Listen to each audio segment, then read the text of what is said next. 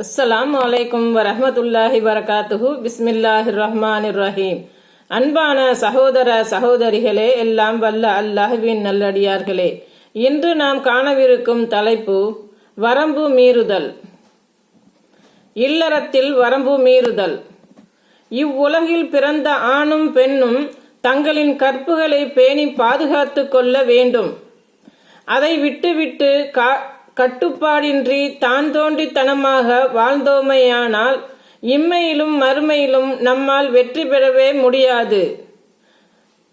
நாம் நமது குடும்பம் என்ற அமைப்பை மறந்து நினைத்தவருடன் வாழலாம் என்றால் இவ்வுலகம் சீராக இயங்காது. அதுதான் இல்லறத்தில் வரம்பு மீறுவதாகும். இதை பற்றி அல்லாஹ் கூறுகிறான், அவர்கள் தமது மனைவியர் அல்லது தமது அடிமை பெண்களிடம் தவிர தமது கற்பை காத்து கொள்வார்கள். அவர்கள் பழிக்கப்பட்டோர் அல்லர். இதற்கு அப்பால் வேறு வழியை தேடியவர்களே வரம்பு மீறியவர்கள். அல் குர்ஆன் அத்தியாயம் 23 வசனம் 5.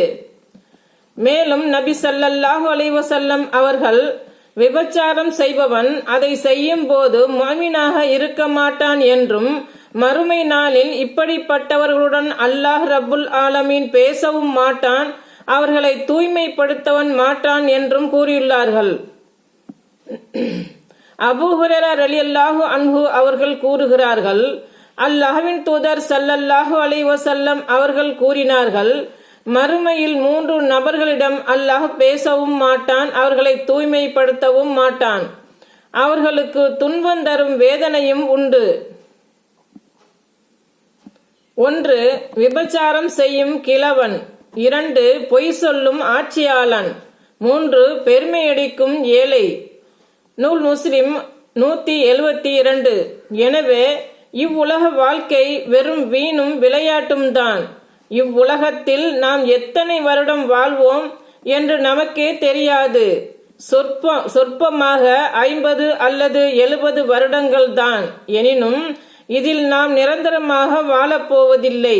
ஆகையால் இக்காலகட்டத்தில் தவறான வழிகேட்டின் பக்கம் சென்று விடாமல் கற்புகளை பாதுகாத்து தூய்மையான முறையில் வாழ்ந்து என்றும் நிரந்தரமான உலகமான மறுமையில் வெற்றி பெறுவோமாக.